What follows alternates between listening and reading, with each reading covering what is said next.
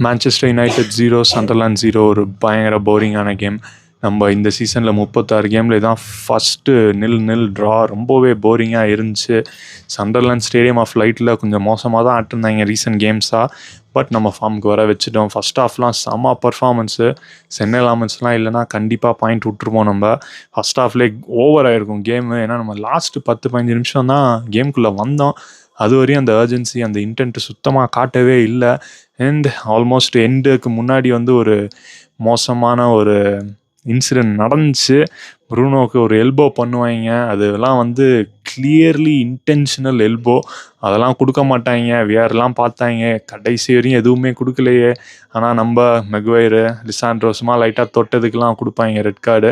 தெரிஞ்ச விஷயந்தான். என் குன்யா வந்து டைவ் அடிச்சான்னு ஒன்று எல்லோ கொடுத்தாங்க பெனால்ட்டி பாக்ஸில். பட் அதில் கிளியராக கான்டாக்ட் இருந்தது டெஃபினெட்லி. அந்த மாதிரி சேலஞ்சஸ்லாம் நிறையா பெனால்ட்டி கொடுத்து நம்ம இந்த சீசன் பார்த்துருக்கோம். பட் நம்ம யுனைடெட் சட்டைன்னு பார்த்துட்டா அதுவும் ரெஃப்ரி யாருன்னு நமக்கு தெரியுமே. ஸோ கண்டிப்பாக கொடுக்க மாட்டாங்க, தெரிஞ்ச விஷயந்தான். அதை தாண்டி நம்மளே தான் கோல் அடிக்கணும், நம்மளே தான் விளாட்ணும். அண்ட் கசமீரோ இதுதான் லாஸ்ட் கேமாக யுனைடெடுக்கு இருக்கக்கூடாது.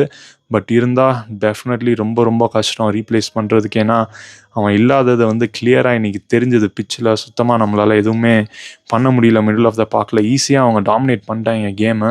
பட் பார்ப்போம் இதுலேருந்து எங்கே போவோன்னு. அண்ட் லாஸ்ட் 2 கேம் ஸ்ட்ராங்காக முடிப்போம். ப்ரூனோக்கு ஒரு 2 அசிஸ்ட் வந்து ரெக்கார்ட் பண்ணால் வேறு லெவலில் இருக்கும். Already writers journalist player of the year அவார்டும் வாங்கிட்டான். ஸோ நெக்ஸ்ட் PFA அது எல்லாமே வந்தால் சூப்பராக இருக்கும். பார்ப்போம்.